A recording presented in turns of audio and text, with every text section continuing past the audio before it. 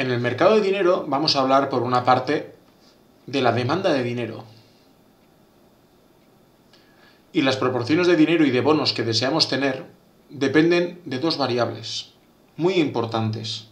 Por una parte, nuestro nivel de transacciones, es decir, cuáles son nuestras compras diarias. ¿Cuánto dinero en efectivo necesitamos para realizar nuestras compras diarias y no quedarnos sin liquidez? A día de hoy, el dinero en efectivo no solo lo debemos de medir como un dinero que tenemos en metálico en el bolsillo en forma de billetes y monedas, que era la concepción que teníamos hasta hace muy poco. Con la digitalización también estamos hablando de esa cantidad de dinero que tenemos en una cuenta corriente que no genera ningún tipo de interés, ningún tipo de rendimiento, no lo tenemos para invertir, sino que lo tenemos para tener nuestro dinero disponible en tiempo real. Y también depende del tipo de interés de los bonos. Y este ya no es un dinero que tenemos, digamos, en metálico. Esto es ya cuando invertimos nuestro dinero a cambio de un rendimiento, y los tipos de interés dan ese rendimiento. Claro, ¿qué es lo que ocurre? A mayor tipo de interés, más atraído estaré o me encontraré de poder poner ese dinero en un bono y que me vaya generando algún tipo de beneficio. Cuando el dinero está en el bolsillo o en una cuenta corriente, no está generando beneficio. Nos genera la disponibilidad de ese dinero para hacer las compras. Pero cuando está invertido en algún bono, ahí ya me está ofreciendo un rendimiento a medio o largo plazo. Con lo cual, llegado el momento, recibiré el dinero que en su momento puse, más luego ese dinero que me dan en formato de intereses por haber puesto o por haberme arriesgado en su momento a poner ese dinero. Y claro, hablamos de otro concepto, que son los fondos de inversión. Reciben dinero o fondos de muchas personas. Estas personas, por lo general, pueden ser profesionales del ámbito o también pueden ser pequeños inversores que ponen su dinero en manos de bancos e intermediarios para que estos puedan invertir ese dinero en los fondos que dan mayor atractivo. Y claro, se utilizan para comprar bonos, normalmente bonos del Estado. Bonos del Estado que, claro, tienen la garantía de un gobierno por detrás. Y claro, por otro lado, hablamos de la renta, que también es muy importante en la demanda de dinero. Y es lo que ganamos trabajando, más luego lo que vamos recibiendo en formato de intereses y dividendos. Es decir, aquello que se va convirtiendo en dinero. Y es un flujo, se expresa en unidades de tiempo.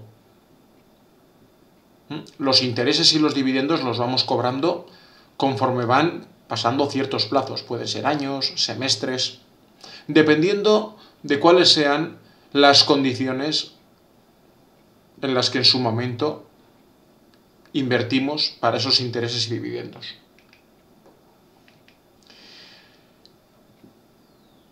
Y luego, por otra parte, tenemos el ahorro. Es aquella renta que no gastamos. Después de impuestos, podemos decidir si lo gastamos todo o si hay una parte que la reservamos. La reservamos por si llega un momento en que necesitamos ese dinero, época de vacas flacas, o la podemos reservar porque en su momento podemos poner ese dinero en algún tipo de activo o bono que nos vaya a dar un rendimiento de dinero adicional. Y claro, llegamos a un concepto que es el de la riqueza financiera. También se le llama riqueza. Y son todos nuestros activos financieros menos nuestros pasivos o deudas financieras.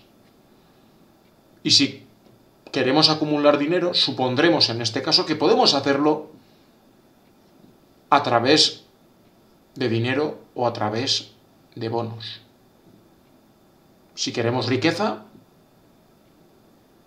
puede ser ese dinero en metálico o en nuestras cuentas corrientes, o si no, puede ser en forma de bonos o títulos que en su momento canjearemos a cambio del dinero que en su momento pusimos más los intereses. Y llegaríamos a un concepto muy importante en el mercado de dinero en general, que es la inversión. Y podemos diferenciar entre dos tipos de inversiones. Por una parte, las inversiones en bienes de capital, que pueden ser máquinas, plantas productivas, edificios de oficinas, que no dan directamente dinero, ayudan a conseguirlo en formato de mejores rendimientos para la empresa. Si invertimos en una máquina nueva, por ejemplo, pues puede que aumentemos la productividad, puede que abaratemos algún tipo de coste, puede que seamos capaces de tener cualquier otra ventaja en producción o ahorrarnos algo. Entonces, claro, por una parte tenemos ese tipo de inversión y por otra parte tenemos la inversión financiera, que es cuando compramos acciones u otros tipos de activos financieros. Y entonces aquí ya diferenciamos entre la inversión y la inversión financiera. Cuando hay activos financieros o acciones o algo que reporte intereses, estamos hablando de inversiones financieras. El resto ya serían inversiones más dirigidas hacia la producción, ya sea en el propio producto o en alguno de los procesos. Y llegamos a un concepto muy importante en el mercado de dinero. Y estamos hablando del tipo de interés. Se expresa en porcentajes. Y es ese balance entre el riesgo que tomamos y la posible ganancia. Cuando invertimos en algo, puede que no salga bien. No es una suma cero lo que esperamos. Cuando invertimos, suele ser para sacar un rendimiento de allí. Cuando invertimos, no estamos prestando un dinero a una persona conocida que no buscamos que nos devuelva más de lo que le dimos. Cuando invertimos, estamos invirtiendo en algo que esperamos que nos dé más dinero del que en su momento pusimos, y el tipo de interés es esa diferencia de más. Y también se suele llamar el precio del dinero que en su momento prestamos o nos prestaron. Entonces, claro,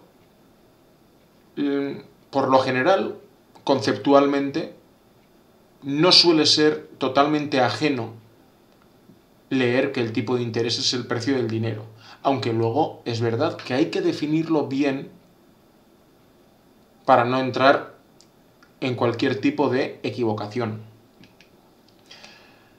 Y claro, los tipos de interés los pueden ofrecer tanto gobiernos a través de sus bonos del Estado, como también bancos comerciales, empresas industriales o no industriales. Y claro, no suelen ser los mismos tipos de interés. Tengamos en cuenta que cuando invertimos en un bono del Estado, el gobierno es la garantía, es decir, tienes la garantía de un gobierno que te va a pagar. Pero cuando invertimos en un banco comercial o en un tipo de industria, claro, estás arriesgándote más.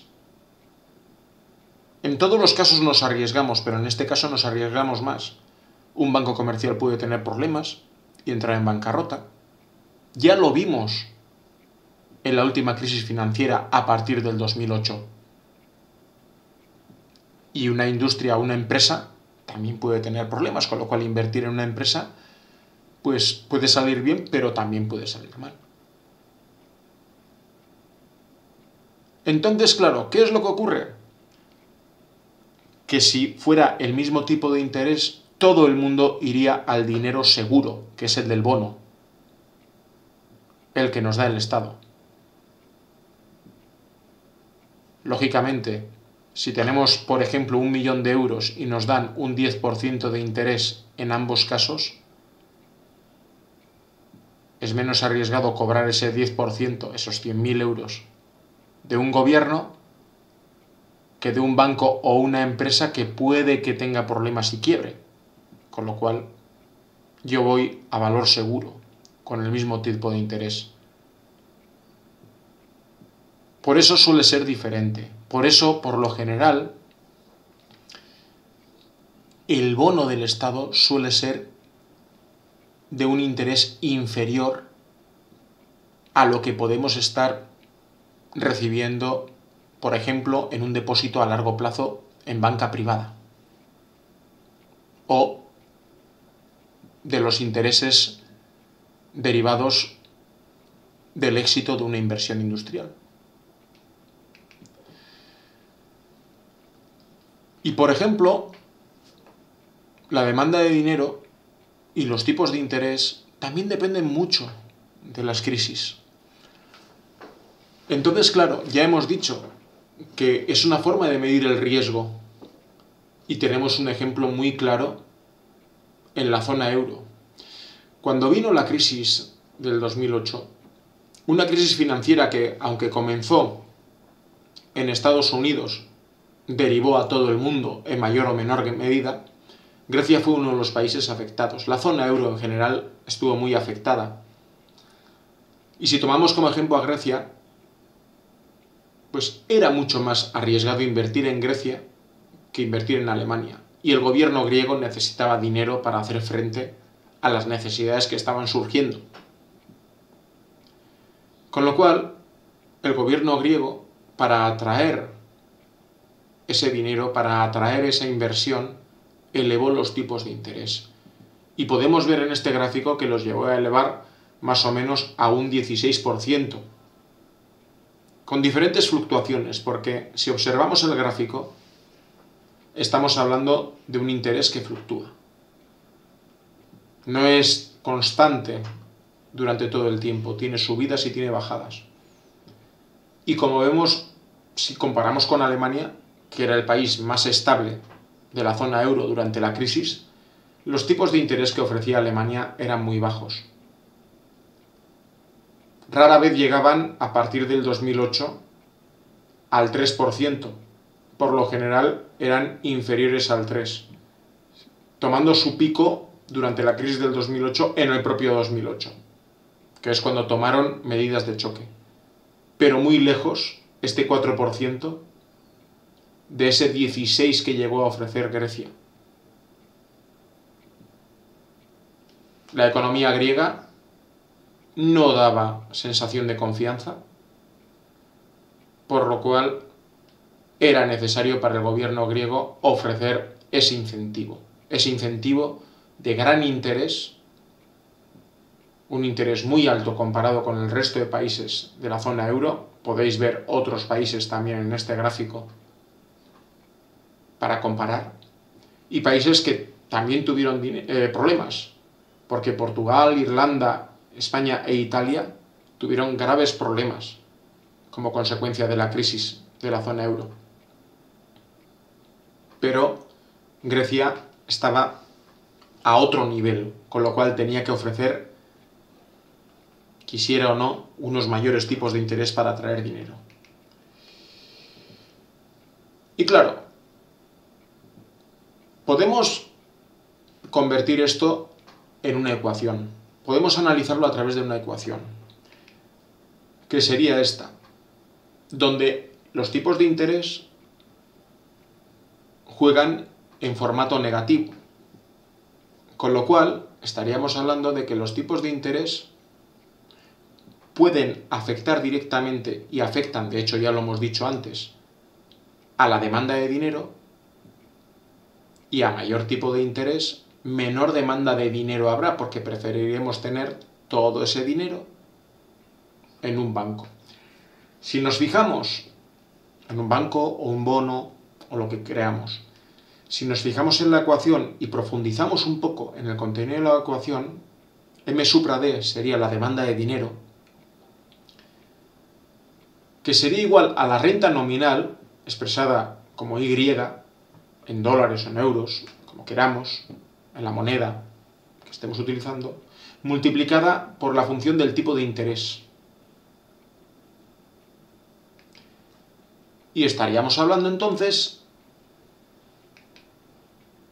que la renta sí es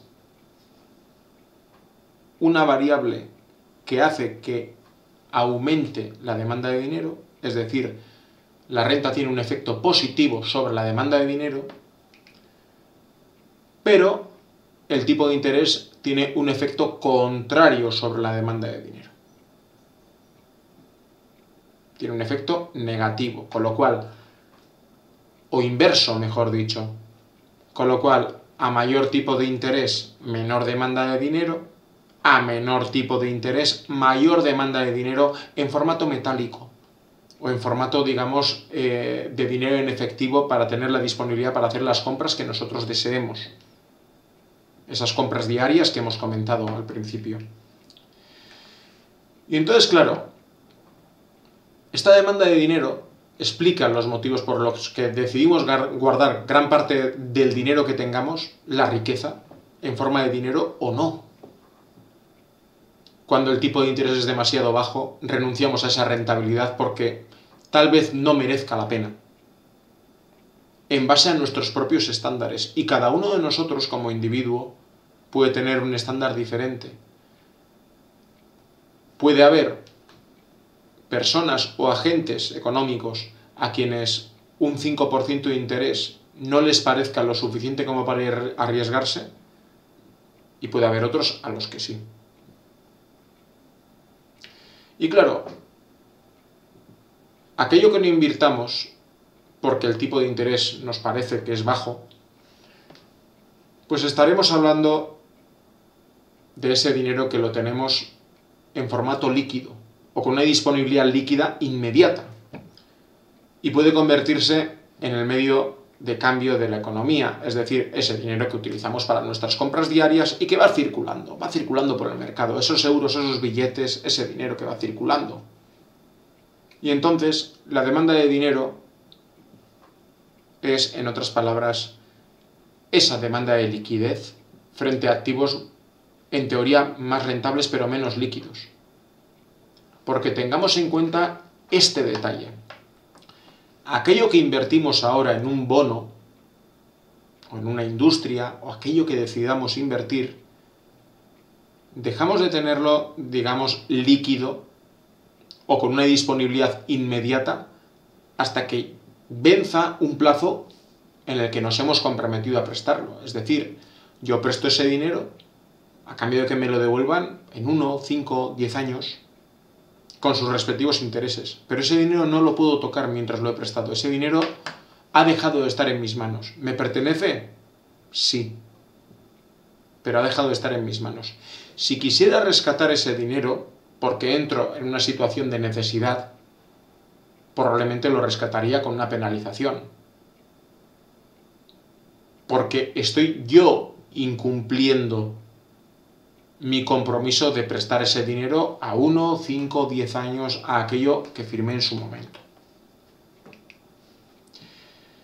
Y claro, ¿cómo se obtiene la demanda de dinero? Pues por un lado tenemos que tener en cuenta un nivel de renta nominal, es decir, un número concreto. Una reducción del tipo de interés eleva la demanda de dinero, ya lo hemos dicho antes.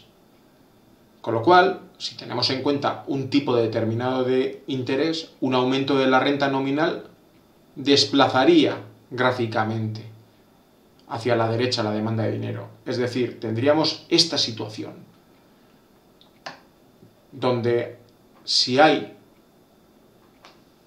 en estos momentos un aumento de renta nominal, imaginémonos que hay una subida generalizada de todos los salarios, con lo cual habría una subida generalizada de la renta que tenemos en nuestras manos, desplazaríamos automáticamente hacia la derecha la curva.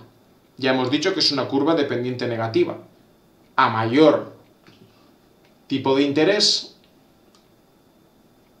menor renta, con lo cual por eso es negativa. Pero claro, si hay un aumento generalizado de la renta, sin variar el interés, sin afectar al interés, automáticamente lo que tenemos es un desplazamiento.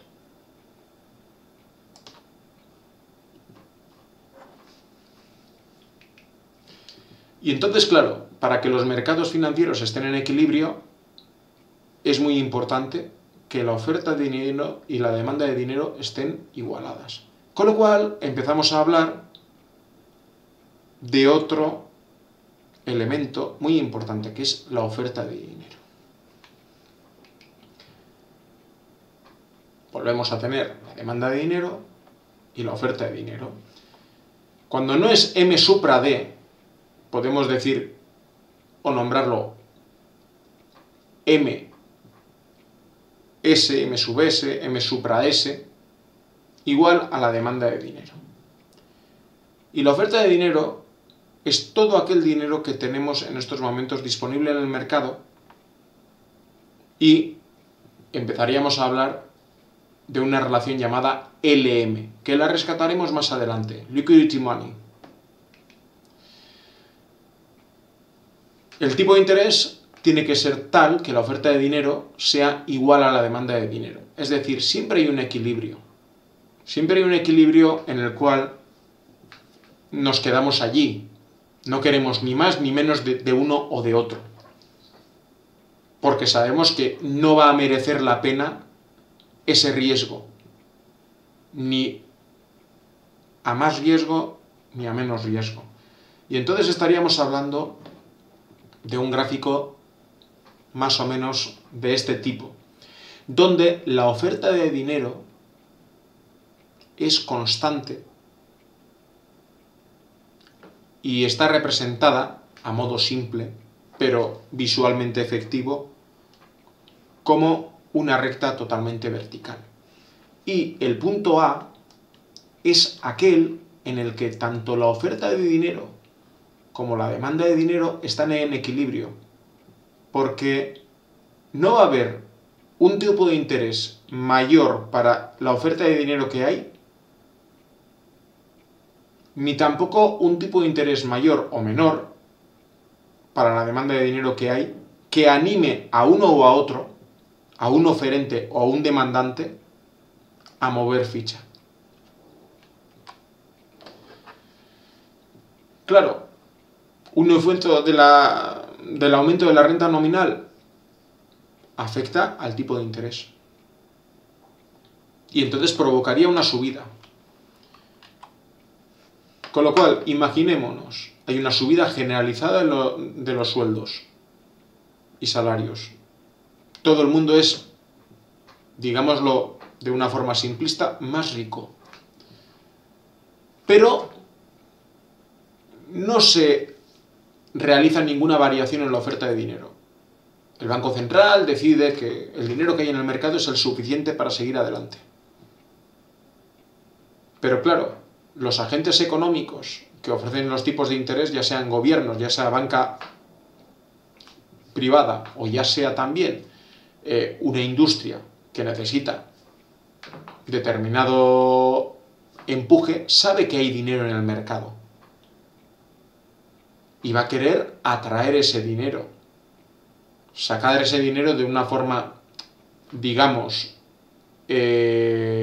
simplista, del bolsillo de las personas hacia los depósitos que deben de necesitar para poder acometer las inversiones debidas.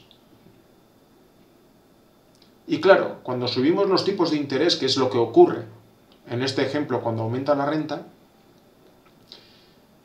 a ese mayor tipo de interés estamos más animados a invertir en otros activos financieros, en lugar de tenerlo en nuestros bolsillos. Y claro,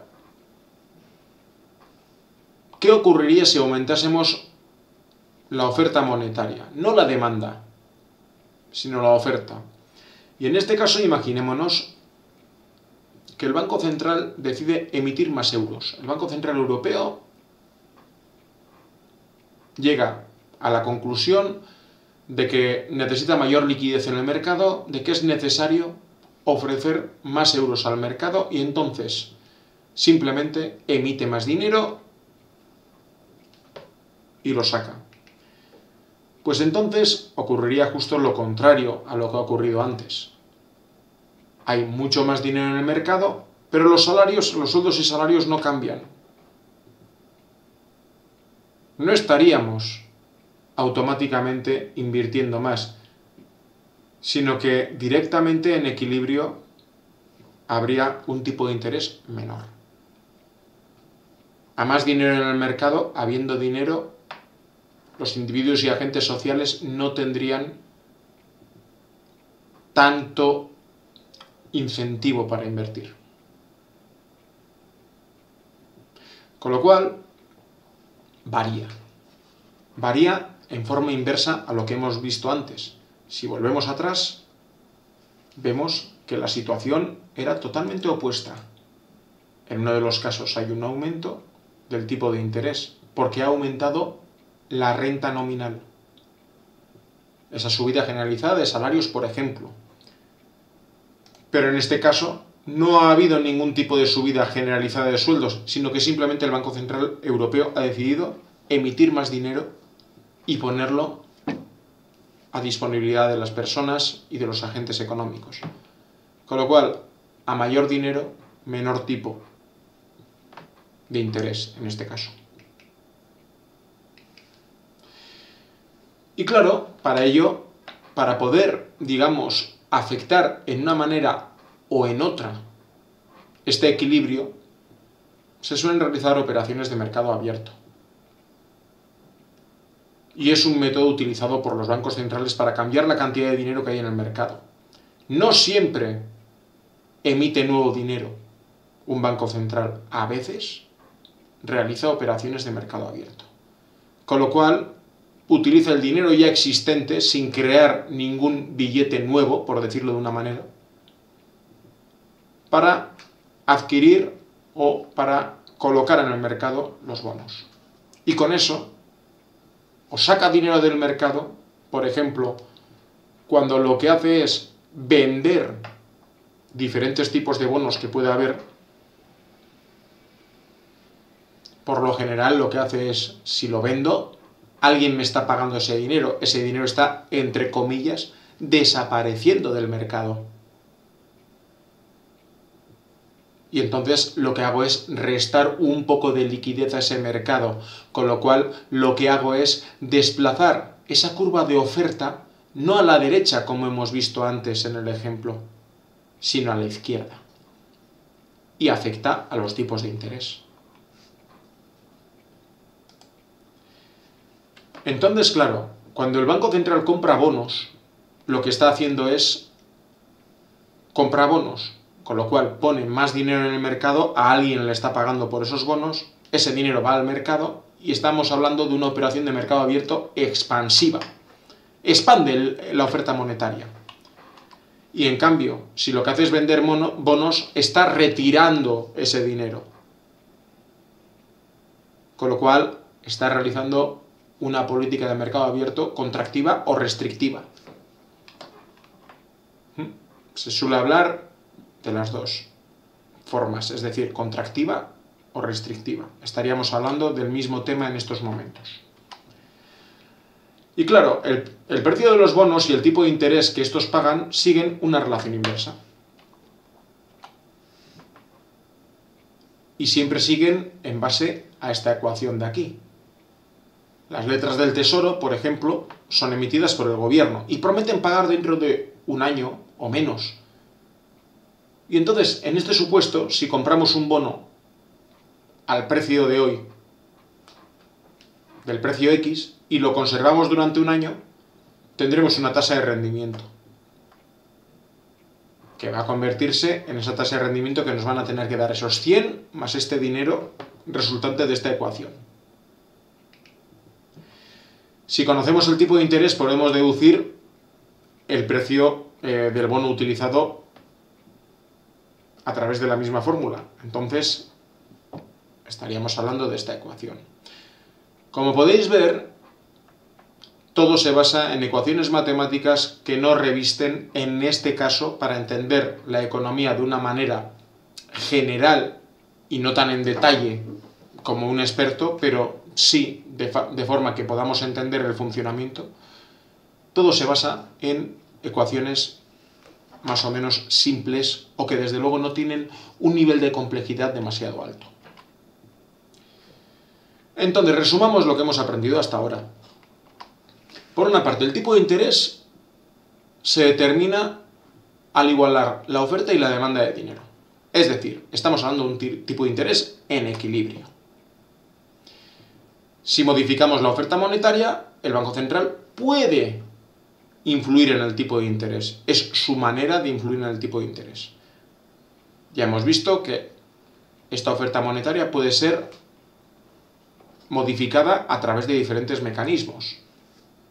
Puede ser a través de operaciones de mercado abierto, que son compras o ventas de bonos de dinero, pero también puede decidir emitir dinero. O como se diría de una manera más vulgar, la emisión de dinero o la impresión de dinero, imprimir dinero. No es lo más recomendable. Por lo general se suele recomendar mucho más jugar con lo que ya está emitido, ya sea sacando o metiendo ese dinero en el mercado. Y entonces, claro, con las políticas u operaciones de mercado abierto expansivas, el banco trata de elevar la oferta monetaria. Hay un desplazamiento de la M supra S, o esa recta que veíamos en el gráfico, que es vertical, hacia la derecha. Y el caso contrario, en caso de que el Banco Central decidiese reducir la oferta monetaria vendiendo bonos, el desplazamiento sería hacia la izquierda. Y entonces veamos el efecto de un aumento de la oferta monetaria en el tipo de interés. Estamos viendo que un Banco Central puede decidir bajar el tipo de interés. Y entonces lo que hace es aumentar. ¿Cómo se aumenta? A través de... No os oigo, nada, es broma. A través de una política en la cual sea una expansión, una política expansiva de la oferta monetaria. Con lo cual estaríamos hablando de ese desplazamiento de la curva hacia la derecha. Desde el punto de vista de política monetaria del Estado, tenemos que hacer un pequeño paréntesis aquí. No siempre el Estado es quien controla la política monetaria. Por ejemplo, en la Unión Europea es el Banco Central Europeo quien lo hace, no un gobierno en concreto. Pero sí es verdad que los gobiernos tienen esa capacidad de emitir bonos a tipos de intereses. Entonces, claro, en general, un tipo de interés alto puede incentivar el ahorro. ¿Por qué? Porque así como para los inversores un tipo de interés alto puede ser muy atractivo, en este caso, para una persona, digamos, normal, sin ningún tipo de riqueza extraordinaria, el adquirir un préstamo, ya sea para un coche, para una vivienda, para lo que sea, es más caro. Con lo cual no siempre se atreven a, digamos, pedir prestado. Lo mismo para las empresas. Una subida de tipos de interés puede ser muy atractivo a la hora de invertir, pero no es nada atractivo a la hora de pedir una línea de crédito para producir algo. Y claro, un tipo de interés bajo justo incentiva el consumo. ¿Para qué voy a invertir en un bono? ¿Para qué voy a invertir en un depósito del banco si apenas me está dando dinero? Pues prefiero tenerlo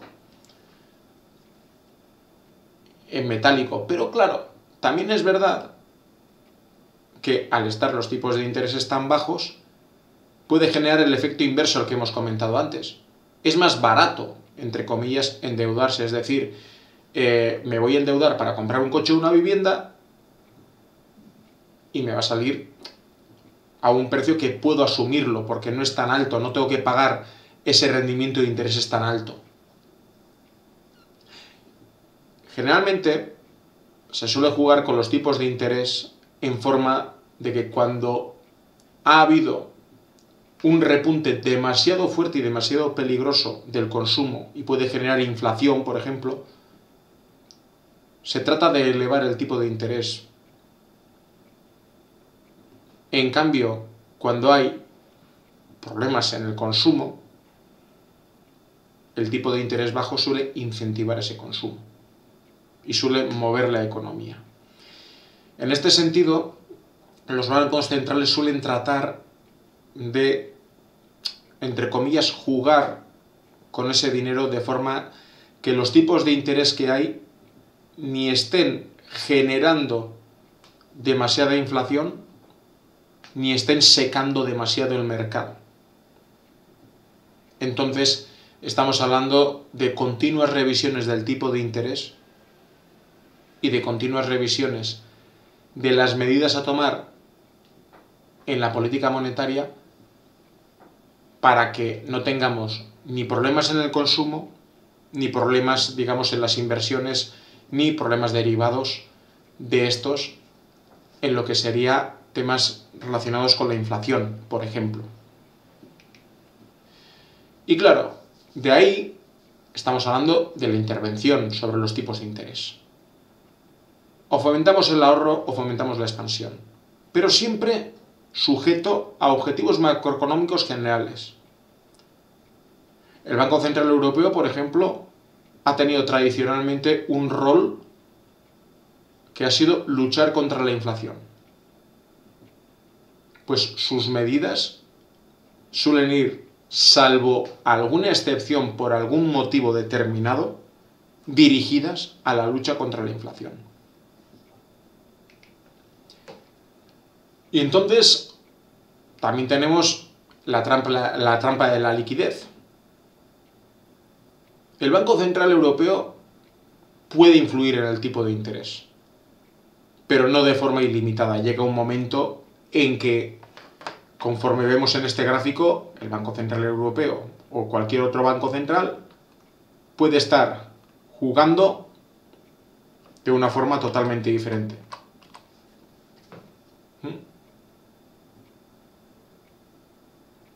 Y entonces, claro, ¿qué es lo que ocurre?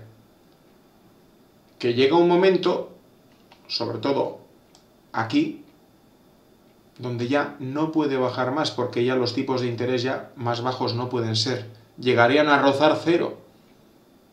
Estaríamos hablando de un tipo de interés del 0,01, puede que moviera un poco más a la derecha y sería 0,001, pero ya sería inapreciable para cualquiera de nosotros. El que nos den un 0,01 de interés o un 0,005 de interés puede que ya como inversores, como consumidores o como agentes económicos no nos estuviera reportando un nivel de atractivo muy fuerte en un sentido o en otro. Y claro, el papel de los bancos es muy importante. Y hasta ahora hemos tenido en cuenta el papel de los bancos centrales en el mercado de dinero. Si hablamos del Banco Central Europeo, estaríamos hablando de una estructura que en estos momentos está controlando toda la política monetaria de la zona euro y por ende también de la Unión Europea, porque también afecta a los países que no han adoptado el euro como moneda todavía. Y entonces estaríamos hablando de una estructura que se creó en Frankfurt, competencia para 19 países de la eurozona y, como hemos dicho, especialmente aquellos que tienen el euro. Tienen funciones diferentes, pero sobre todo garantizar la estabilidad de precios, como hemos dicho antes, esa lucha contra la inflación. Y también supervisar las instituciones de crédito y sistema bancario, es decir, supervisar que el sistema bancario no está, digamos, perdiendo el norte, como pudo ocurrir, por ejemplo, con el sistema bancario estadounidense en la crisis del 2008, donde los mecanismos de supervisión se demostraron no ser demasiado eficaces y afectó a que varias entidades financieras entrasen en crisis por no haber sabido controlar en su momento lo que tenían que haber controlado. Otras funciones pues, pueden ser prestar dinero a los bancos y fijar intereses del préstamo, es decir, ser el banco de los bancos y autorizar emisión de billetes. Son ellos, los bancos centrales, y en este caso el Banco Central Europeo, quienes emiten los billetes o quienes dejan de emitirlos. Nadie más puede hacerlo. Un banco privado no puede emitir dinero. Tiene que actuar con el dinero ya existente, pero no tiene derechos y competencias para poder poner una imprenta de dinero, por ejemplo, en alguna de sus oficinas o sedes. Y hasta ahora hemos supuesto que todo el dinero era el efectivo ofrecido por el Banco Central. Pero en el mundo real el dinero no solo es efectivo, también son depósitos a la vista de los bancos. Y aquí entonces vamos complicando un poco más la ecuación. Vamos complicando un poco más la concepción del mercado de dinero. Con lo cual, por una parte tenemos el Banco Central Europeo, que es quien emite los dineros en forma de billete o en forma de monedas. Tenemos los bancos centrales nacionales, que son quienes gestionan en cada país la circulación de esos billetes y monedas. Y los gobiernos nacionales, quienes también gestionan en la parte que les corresponde, en formato de deudas, en formato de bonos, etc. Y claro, lógicamente, en formato de los presupuestos generales del Estado y otro tipo de medidas que pueden llegar a tener. Pero la mayoría de ellos están recogidos en los presupuestos generales del Estado. Tanto la parte de ingresos a través de los bonos que puedan emitir como la parte de los gastos y devoluciones de deuda. Los bancos son intermediarios financieros, por lo generalmente. Cuando hablamos de la banca privada, no son más que intermediarios financieros.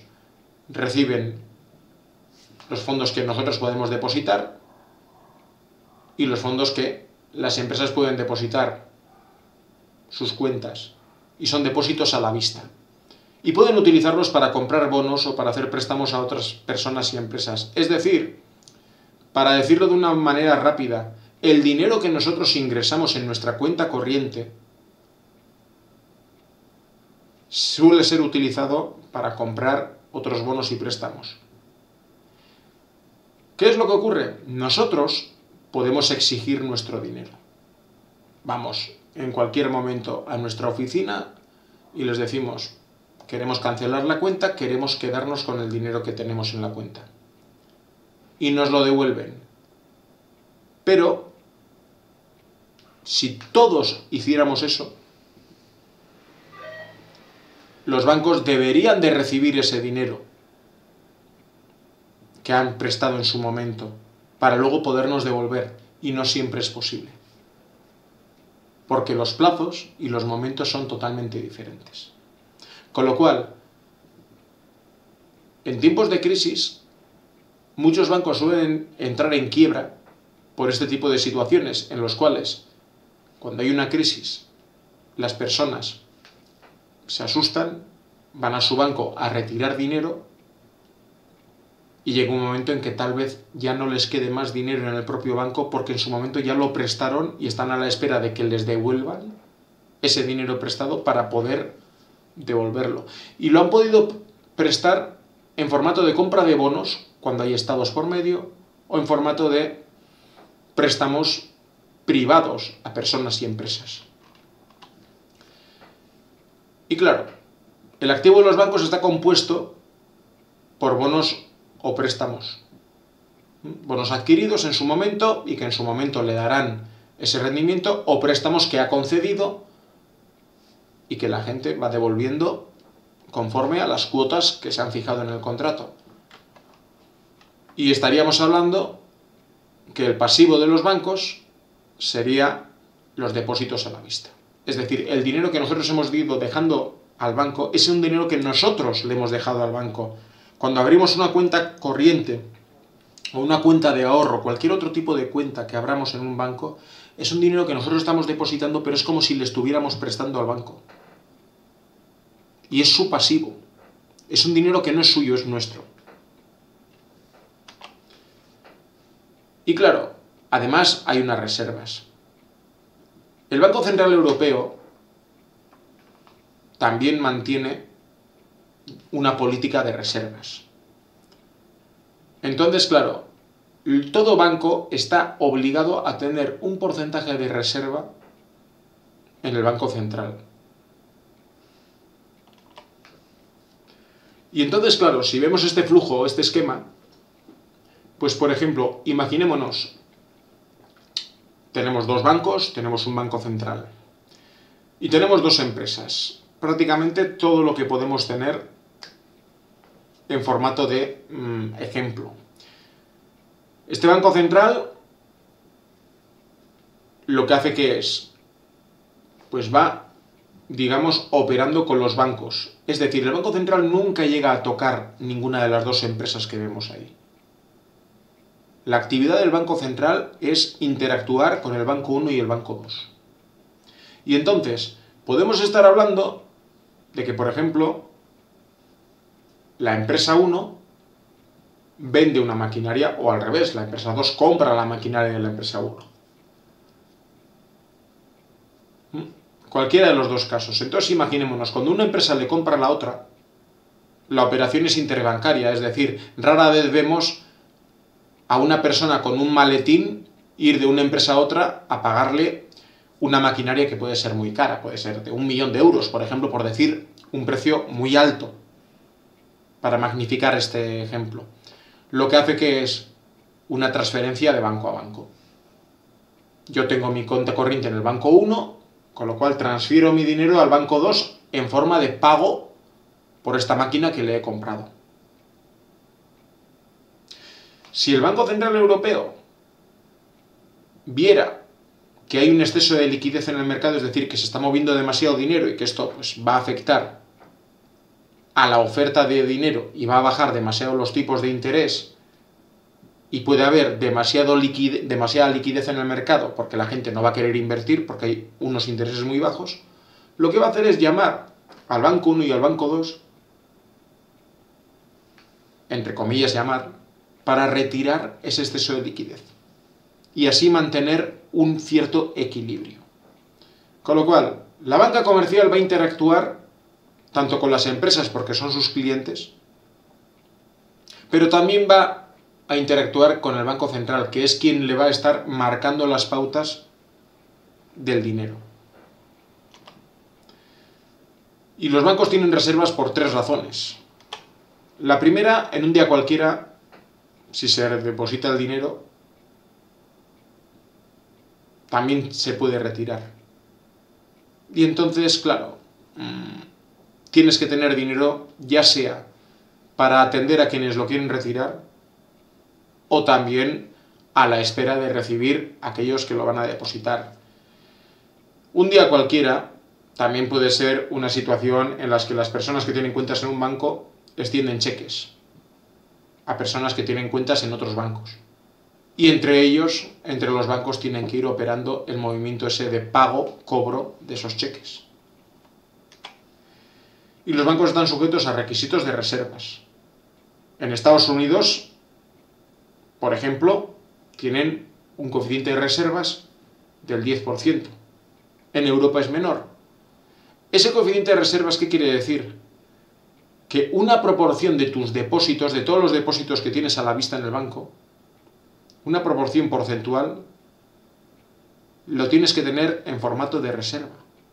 No puedes gastarlo, por si viene un momento en el que tengas que tirar de ese dinero para ir devolviendo a la gente que es en realidad dueña de ese dinero. Es lo que hemos comentado antes. Tienes que tener un coeficiente de reservas para poder devolver a estas personas que de repente, pues ya sea por miedo, por necesidad, por cualquier situación, decidan retirar su dinero. Como podéis ver, no es el 100%. En el caso de Estados Unidos, pues por ejemplo, podemos estar hablando de un 10%. Varía, no es siempre un 10% fijo, sino que puede emitir la Reserva Federal del Banco o sea, lo que es el Banco Central de Estados Unidos, puede emitir pues, un edicto, un decreto, en el cual diga que pasa del 10 al 12 o del 10 al 6. Lo mismo pasa con el Banco Central Europeo, donde hay una reserva legal, que le llaman, que es la reserva obligada, que puede ser de un 2%, un 3%, un X%, pero que no tiene por qué ser siempre igual, sino que conforme a las necesidades y a las situaciones puede variar. Esto le restaría o le sumaría al banco capacidad de maniobra, ya sea para hacer frente a las retiradas de depósitos de sus clientes, o ya sea para hacer frente a mayores inversiones que quiere realizar. Generalmente los préstamos representan alrededor del 70% de los activos de los bancos que no son reservas, y los bonos el resto, un 30%. Entonces, generalmente el negocio de los bancos no está tanto en los bonos, está mucho más en los préstamos, en aquel dinero que prestan y que están a la espera de recibir el dinero prestado más los intereses. Y el Banco Central tiene como activos los bonos que tiene. No se dedica tanto a dar los préstamos, así como lo hace la banca privada, pero sí que actúa mucho más con los bonos. Y no todo el dinero del Banco Central está en forma de efectivo, en manos del público. Parte está como reservas bancarias. Es decir, el Banco Central también actúa como banco de los bancos, con lo cual las reservas bancarias de los bancos son ese dinero que los bancos tienen depositado en el Banco Central.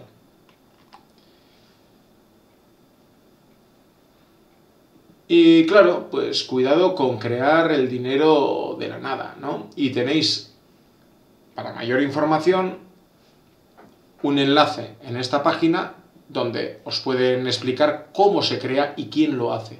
Cómo se crea el dinero y quién lo hace. Y bueno, hablemos un poco más del balance de los bancos y el balance del Banco Central. El Banco Central tiene como activo, como hemos comentado, los bonos, y el pasivo es las reservas y el efectivo. Las reservas son las reservas de estos bancos privados que hemos comentado antes. El dinero no es del Banco Central, de esos bancos privados cuya reserva obligatoria han depositado en el Banco Central. Más luego el efectivo que deciden no emitir al mercado. Los bancos comerciales, en cambio, su activo son las reservas que tienen, porque es un dinero suyo, que en su momento pueden solicitar llegada la necesidad. Los préstamos que ofrecen y que ejecutan, lógicamente, y los bonos que adquieren. Y su pasivo son las cuentas de depósitos de sus clientes, sean empresas, sean administración pública, seamos nosotros. Cualquier cuenta que tenemos nosotros ahí, de cualquier tipo, con nuestro dinero, es un pasivo para los bancos comerciales. Es algo que no es suyo, es nuestro. Pero que nosotros decidimos cuando lo retiramos, o si decidimos mantener no solo el dinero que ya teníamos, sino más. Con lo cual estaríamos aumentando en este caso el depósito del banco, o sea, en el banco, con lo cual estaríamos aumentando el pasivo. Y claro, la manera más fácil de analizar el tipo de interés, pues es utilizar oferta y demanda de dinero del Banco Central. Y entonces, la demanda de dinero del Banco Central es igual a la demanda de efectivo por parte del público, más la demanda de reservas. Y la oferta de dinero del Banco Central es controlada directamente por el Banco Central. Es decir, el Banco Central es quien decide cuánto dinero ofrece, cuánto dinero emite, cuánto dinero retira o pone en disposición del público. Y el tipo de interés en equilibrio es aquel con el que la oferta y la demanda de dinero del Banco Central son iguales. Siempre estamos hablando del equilibrio.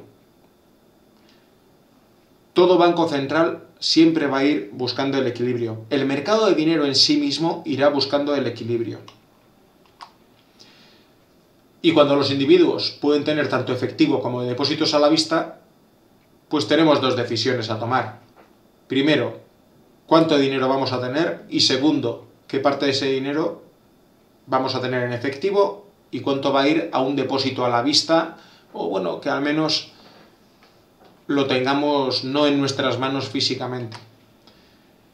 Y claro, podemos suponer que la demanda total de dinero viene dada por la misma ecuación de antes.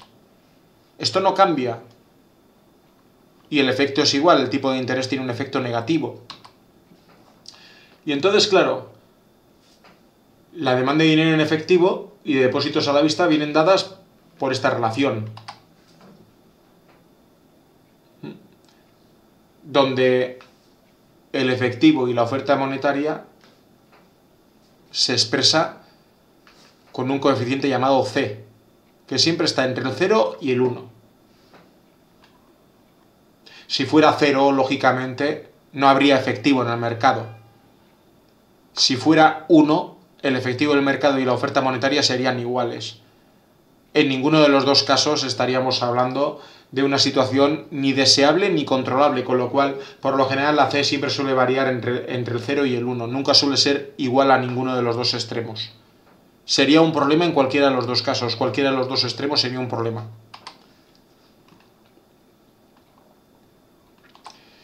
Y claro, cuanto mayor es la cantidad de depósitos a la vista, mayor es la cantidad de reservas que deben de tener los bancos. Démonos cuenta que el coeficiente de reservas es un porcentaje y entonces las reservas son consecuencia de ese porcentaje. Y entonces, coeficiente de reservas o coeficiente de caja. Se suele llamar de las dos formas, o coeficiente de reservas o coeficiente de caja.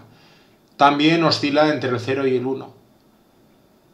Pero tener un 0 de reservas es muy peligroso y tener un 1 de reservas también estaríamos hablando de un gran peligro, en el sentido de que no habría movimiento en el mercado, no habría inversiones, porque los bancos lo único que harían sería guardar en la caja fuerte el dinero que les han dado, todo, el 100%, pero entonces tampoco podrían ofrecer intereses. Sería guardar ese dinero para devolver el mismo dinero. Con lo cual, el coeficiente de reservas o el coeficiente de caja llamado siempre suele oscilar entre el 0 y el 1. Lógicamente, a día de hoy es muy difícil que esté cerca del 1. Cuando se busca una dinamización del mercado, se suele buscar que esté próximo al 0, pero desde luego en un coeficiente más o menos controlable, para que no haya problemas. Y la demanda de reservas viene dada de la siguiente manera. Con lo cual, el coeficiente de caja es muy importante.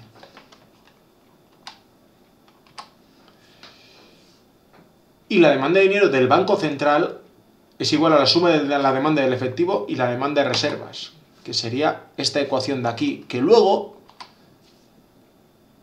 estaríamos sustituyendo estas por sus definiciones anteriores y nos quedaría esta preciosidad de ecuación, que también, si sustituimos por la expresión que ya conocíamos antes, de M supra D, pues nos quedaría esta ecuación de aquí, que sería la demanda de dinero del Banco Central, que dependería del coeficiente de caja y de la demanda de dinero en especial. Pero vemos que estaría dependiendo ya prácticamente de todas las variables que hemos visto anteriormente. En condiciones de equilibrio igualaremos tanto la oferta de dinero como la demanda de dinero seguimos hablando del equilibrio, seguimos hablando de este equilibrio entre oferta y demanda. Y claro, la demanda de reservas por parte de los bancos viene dada de la siguiente manera. Ya lo hemos visto anteriormente. Y entonces el equilibrio del mercado de dinero del Banco Central sería tal que así. No cambia, digamos, la expresión física del gráfico que hemos visto antes en el mercado general de dinero, pero los elementos están mucho más depurados, mucho más definidos en aquellos que afectan al Banco Central o sobre los que influye directamente el Banco Central. Volvemos a recordar que el activo del Banco Central son los bonos que tiene y el pasivo es el dinero que puede haber en el Banco Central.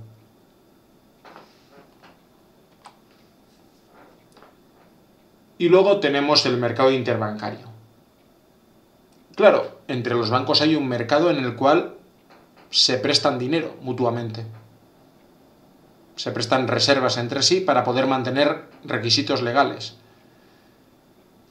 Es muy habitual esto porque cuando a un banco se le dice que tiene que tener una reserva legal determinada, digamos un 2%, el 98% lo va a ir moviendo continuamente. Pero a veces, pues puede haber situaciones en las cuales se le vaya la mano de un 98 a un 98,1, con lo cual has dejado de tener un 0,1 de reservas que debías de tenerlo sí o sí. Pues ese dinero se suele prestar entre los bancos. Y también pueden pedir prestadas las reservas al Banco Central o a otro tipo de interés que sería el EONIA. Teníamos dos tipos de interés. Uno es el LIBOR, que es el que suele ser entre los bancos, y otra es el EONIA, que suele ser el tipo de interés para con el Banco Central. Pero la cuestión es que se andan prestando mutuamente dinero para no tener problemas ni de liquidez ni de reservas. Y claro, la condición de equilibrio del mercado de dinero se formula, como venimos diciendo durante prácticamente toda la sesión, pero es importante repetirlo porque es la clave de la economía, la búsqueda del equilibrio,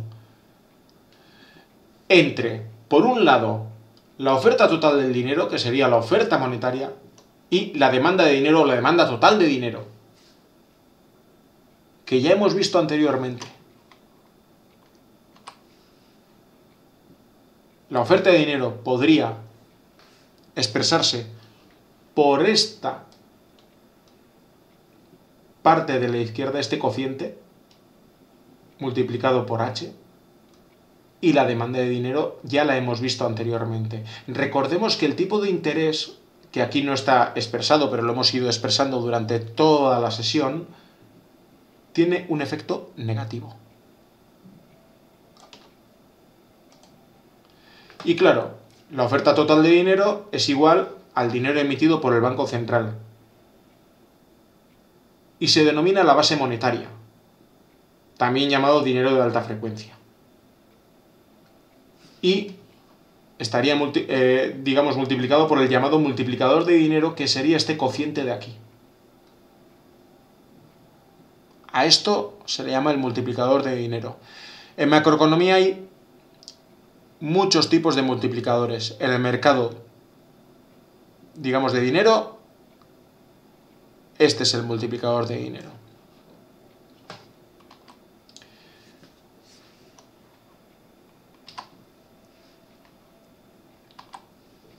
Y claro, estaríamos hablando de un multiplicador monetario o de dinero mayor que 1, porque claro, ambos coeficientes que hemos estado teniendo en cuenta oscilan entre el 0 y el 1, con lo cual hay un efecto multiplicador.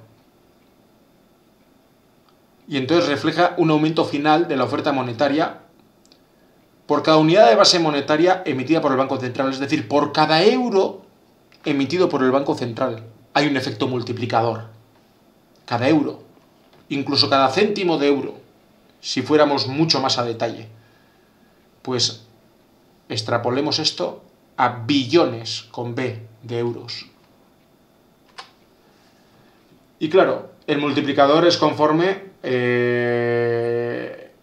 a lo que tiene como coeficiente, es decir, cuanto menor sean ambos coeficientes, mayor será el multiplicador.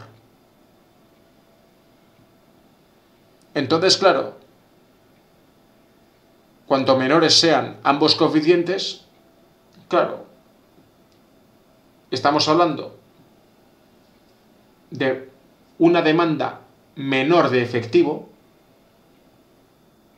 y también estamos hablando de unas reservas menores de los bancos. Entonces hay que tener mucho cuidado.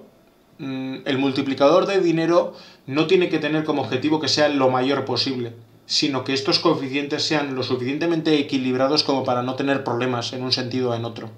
Y en ambos casos la unidad de la base monetaria adicional provocará un efecto más expansivo sobre la cantidad de dinero u oferta monetaria.